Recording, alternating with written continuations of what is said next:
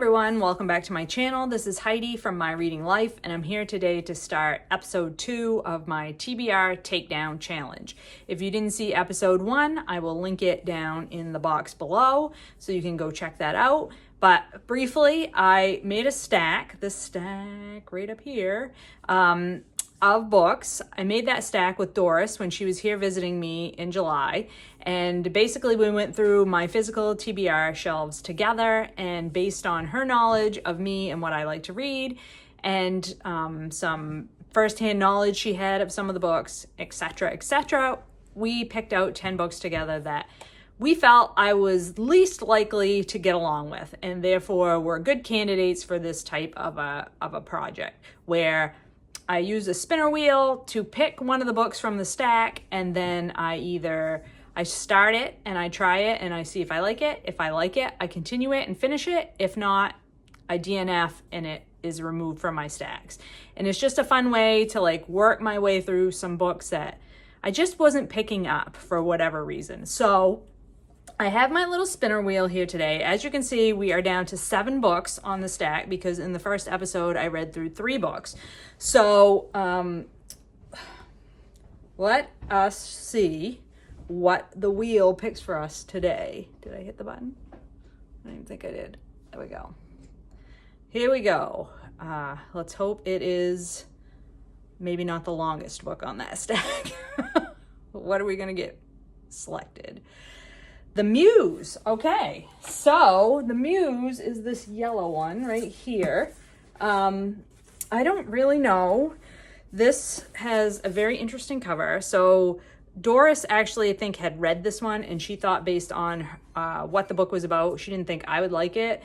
It takes place in 1967, and in London, a person from the Caribbean has moved to London, and she has taken a job at an art institute and has to do something about art, which we know is not necessarily my favorite thing. Yeah, it looks like maybe a couple of timelines. We'll see. Historical fiction a little bit, maybe a little bit of art. So I'm not really sure. We're going to give it a whirl. We're going to see what I think of it, and then I will report back to you. Back after having tried to read The Muse by Jessie Burton. I got through chapter 5, which is only about page 43, and I am DNFing this book. It is just simply not for me. And so this story opens up with following a young woman in London in the 1960s. She is interested in becoming a writer, but she has recently emigrated from the Caribbean to London, and she is finding it hard to sort of make her way in the city in London. And I just really couldn't connect with her as a character. I never even got to the second. There's evidently another timeline in this story that goes back to the time of the Spanish Civil War. I just didn't care. Basically, I never wanted to pick this up. I was having to force myself to read it. And another thing that really I disliked about it was that the author, who is a white British woman, wrote this main female character from the Caribbean. She was from, I can't remember if she's from Jamaica. It just says she's from the Caribbean. And this dialect, which I just did not find to be authentic, or I just felt like it wasn't authentic, or it just bothered me. And so, yeah, I just decided, cut my losses early and let this one go. I think that actually, when I picked this one up, I mixed this author up with Jess Kidd, who is an author that I've been meaning to try and to read. And so I'm not sure that I even actually realized what this book was when I picked it up. And I did pick it up at a library book sale, so I got it for $1 or something like that. So it wasn't like I spent a lot of money on it. So I'm not out a lot for this one, but I'm going to let this one go, and we're going to spin the wheel and see what we come up with for our second pick. So here we go. Sorry for see if I can get rid of the ad. Let's try this spinner wheel and see what we're gonna come up with this time. So, hello. What do we The Trading Game. Okay, so that's the first nonfiction that the spinner wheel has picked for me. I'm feeling not very optimistic about this one. Of course, it's on the bottom. I'm not feeling optimistic about this one. This is the nonfiction about a man who, I think it's the author. Yes, the author is gets into the stock market, gets a job in the stock market, and he starts like ethically questionable trading, and then at some point realizes like he just can't deal with his conscience anymore. He feels like what he's doing is wrong, and so he gets out of this. And of course he's writing the book after the fact, after he's already left this environment. So financial stuff is not really my interest area, and I did read one book about financial stuff a while ago, and I found it was very informative, but I found it quite difficult going, so I don't have a lot of high hopes for this one, but you never know. I've been wrong before, so let's give this one a try, and I will come back when I've read some of this and let you know what I think about it. I am back, and just to give you a little idea of the time period that's elapsing here, I had tried to read, I picked The Muse on like August 29th or something, and it took me a whole week to get to page 40 whatever and to decide to DNF it. So, and then when we did the spinner wheel the last time to get The Trading Game, A Confession by Gary Stevenson, I did that on Friday. I did the spinning wheel. It is currently Sunday. I picked this book up at 4:30 in the morning when I woke up yesterday morning on Saturday, and read the whole thing by 2:30 in the afternoon. So yeah, this book was a huge surprise for me. And first of all, I need to say this was a book that was sent to me by Crown Publishing, and thank you very much to them. I did not request it, but it arrived, and I am so glad that it did, because it blew my mind. I enjoyed this book so much. This is not my typical type of book at all. This is the story, Gary Stevenson's story. He grew up poor in East London. He was really good at math, and he was also kind of a shyster and a person who was on the hustle. He got thrown out of elementary school for, or I guess his grammar school is what it's called over there, for selling drugs, selling marijuana. Not like he was a big time drug dealer or anything like that, but he saw an opportunity to make a buck, and he was very poor. And so he took that opportunity. And so he, at some point, decides that what he needs to do is to work in the financial sector. Like that is where the money is to be had. And so he goes about trying to get there. He has no connections, so he's not going to get in that route. And so this is his story of how he got into the trading game. He became a trader of these financial instruments called FX.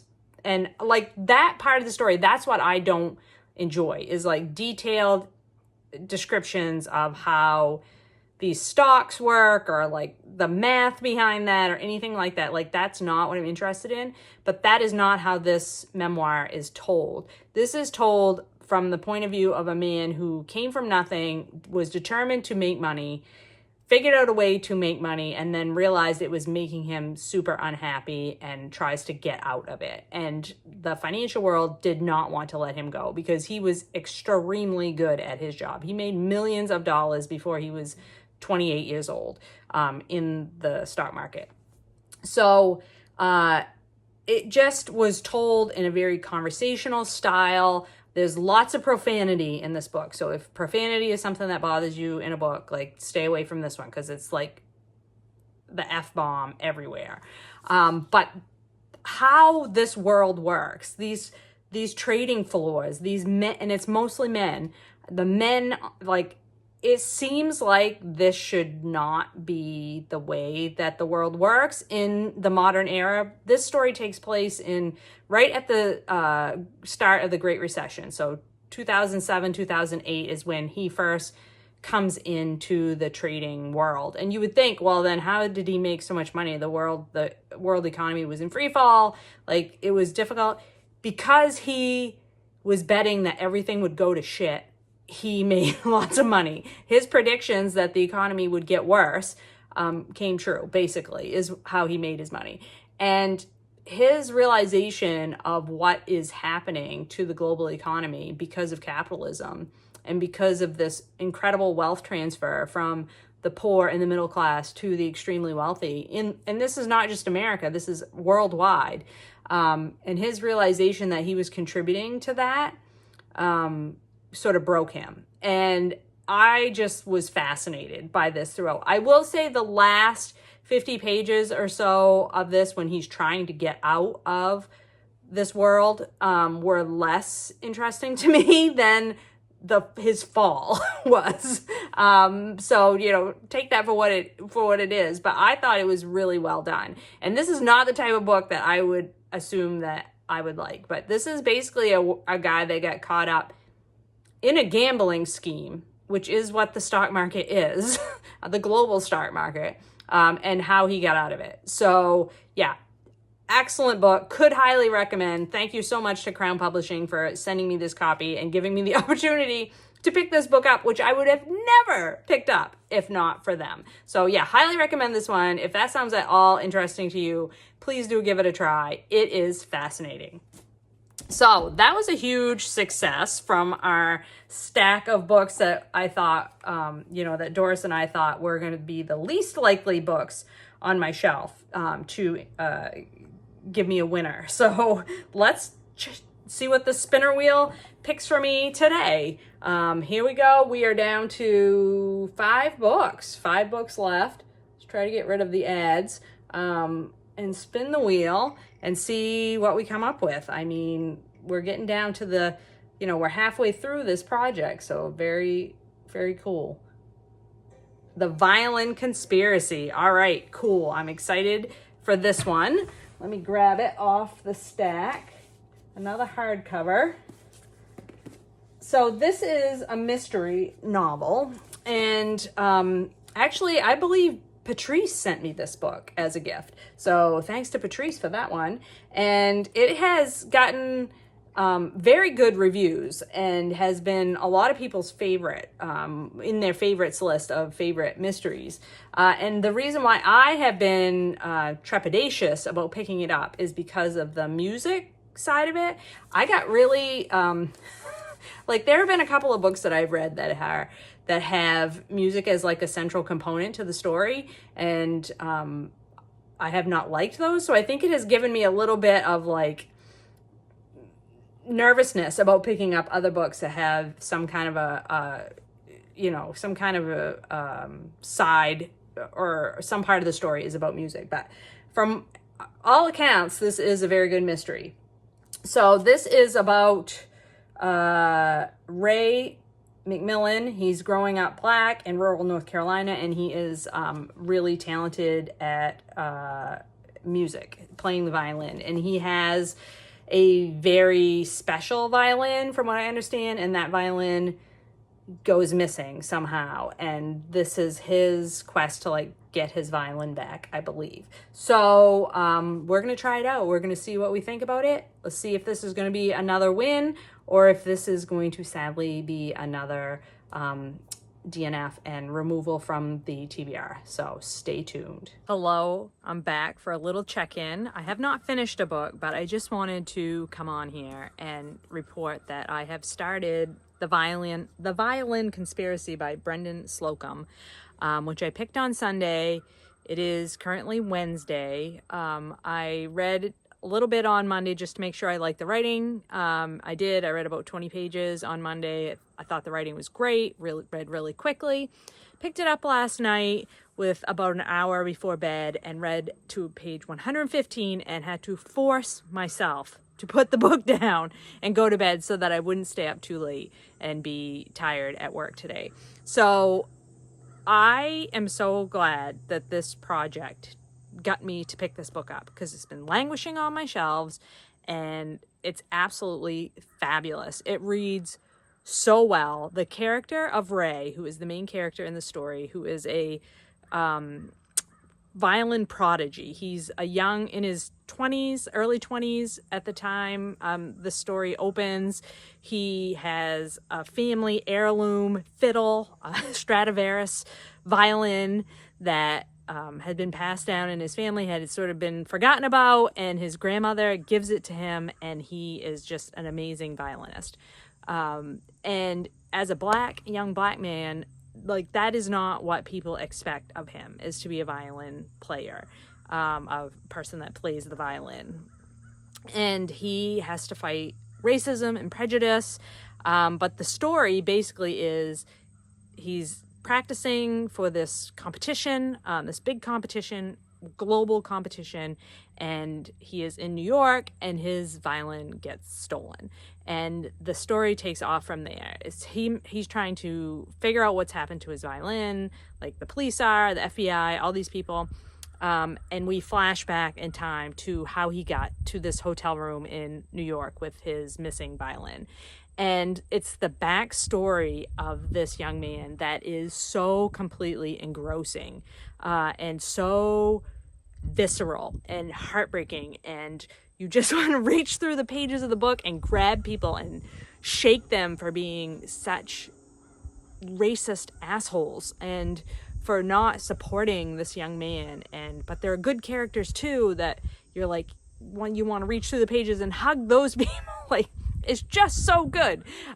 So yeah, I just had to come on here and give you my impressions and just say that this kind of book is why I wanted to do this project, because so often books get left on your TBR for a long time, and for no good reason other than you've taken some preconceived notion about them, or you just forget that they're there, or for whatever reason they sit there. And a project like this forces you to take a look at your TBR with new eyeballs and to give them a try. And when you do, sometimes you find these amazing books. And the last book that I read and this book are like really driving home to me how important it is for me to just sort of revisit my TBR every once in a while and pick books off the shelf that aren't for a specific purpose, that I've just been allowing to lie around. And I could kick myself for leaving this one for so long, because it is so fabulous so far.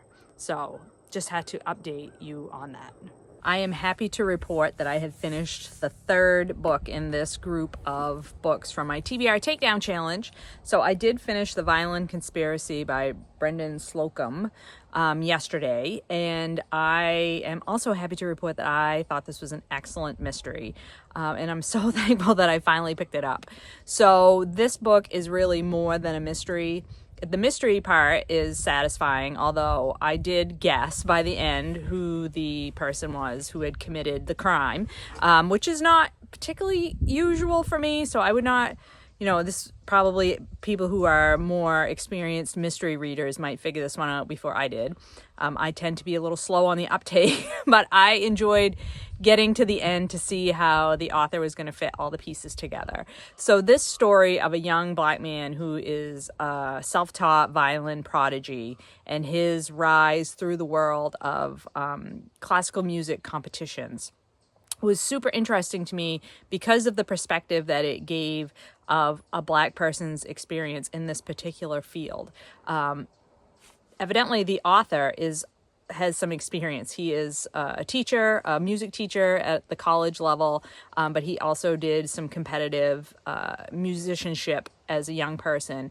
And some of the events that happen in this book, he experienced himself. And this book does take place in current present day timeline. It's, it's not a true story or anything like that, but it takes place in the present day.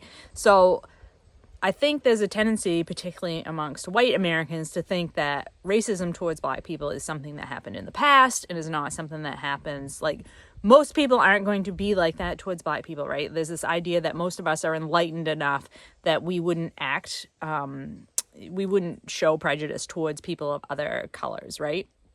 This book shows like how untrue that really is. And this young man in this story, Ray, our protagonist, the racism that he faces because people do not expect black people to be good musicians in the classical music sense, and that they keep expecting him to be like into music that's from his ancestry kind of thing. And it's just so obnoxious and just so just makes my skin crawl. Like, reading this book just made me so upset over and over again as Ray experiences all these different aggressions towards himself, these expectations. People just expected him to fail all the time. They treated him terribly.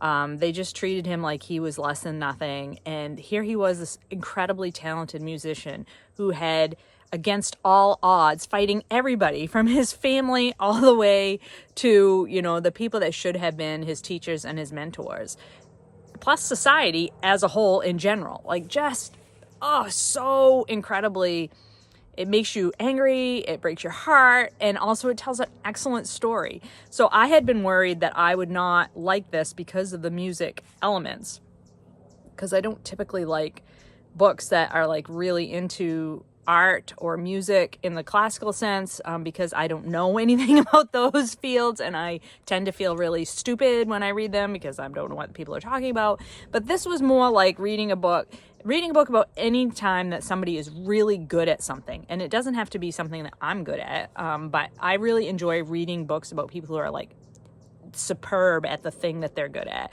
So that could be a sport, in this case is music. It could be anything, like accounting. It doesn't matter. I love reading about people who are like exceptional at their chosen profession. And Ray is exceptional. He's an exceptional musician. And he continually is putting himself in these positions where he's competing against others. And I enjoy that competition aspect of the story as well.